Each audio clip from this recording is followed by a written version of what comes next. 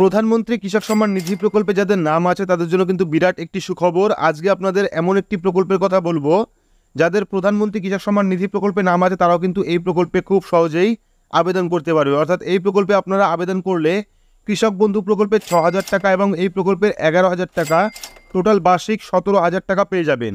তো কি এই প্রকল্পে কীভাবে আবেদন করতে হয়, কোন কোন সুযোগ সুবিধা পাবেন আপনারা এই প্রকল্প থেকে, তার সম্পূর্ণ বিস্তারিত কিন্তু আজকের ভিডিওতে আপনারা জানাবো।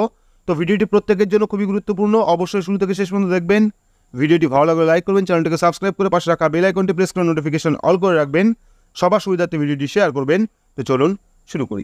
এবার আমরা বিস্তারিত দেখে নেব যে কোন প্রকল্পে আবেদন করলে আপনারা প্রধানমন্ত্রী কৃষক সম্মান নিধি প্রকল্পের পাশাপাশি সেই প্রকল্পেও 11,000 টাকা পাবেন। তো এখানে দেখতে পাচ্ছেন প্রধানমন্ত্রী কৃষক সম্মান নিধি প্রকল্পের পাশাপাশি এবার এই প্রকল্পেও কৃষকরা পাবেন 11,000 টাকা। তো আপনারা হয়তো জানেন যে কেন্দ্রের মোদী সরকার দেশের কৃষকদের আর্থিকভাবে ক্ষমতায়ন এবং উপকৃত করার জন্য অনেকগুলি প্রকল্প চালু করেছে, যাতে কৃষক ভাইদের কোনো রকম সমস্যায় না পড়তে হয়। এই পর্বে ভারত সরকার কৃষকদের কল্যাণে PM কিষাণ খাত যোজনা চালু করেছে।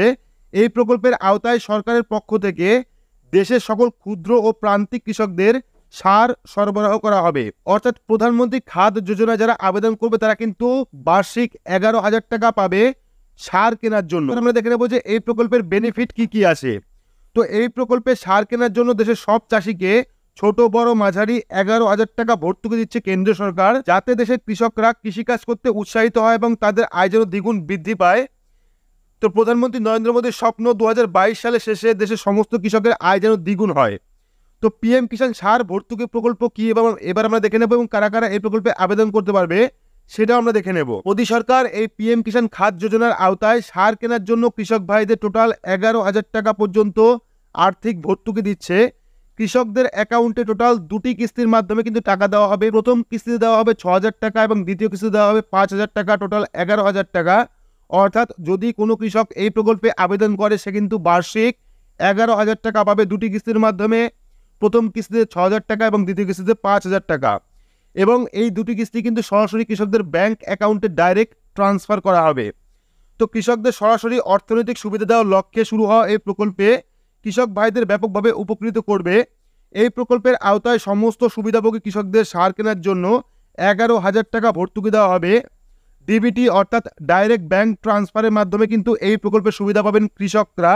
প্রধানমন্ত্রী কৃষক সম্মান নিধি যোজনার পর কিন্তু এই PM কিষাণ ফার্টিলাইজার স্কিম 2021 সালে সরকারের দ্বিতীয় বৃহত্তম কৃষক কল্যাণ প্রকল্প। কৃষকরা PM কিষাণ খাত যোজনার ভর্তুকি অনলাইন প্রক্রিয়া সম্পন্ন করতে পারে।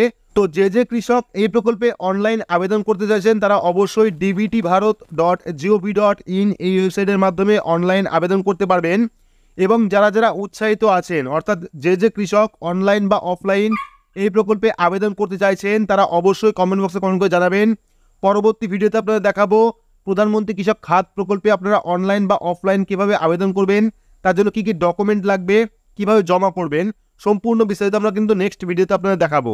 তো এই ছিল আজকের আপডেটটি আপনাদের কেমন লাগলো অবশ্যই কমেন্ট বক্সে কমেন্ট করে জানাবেন।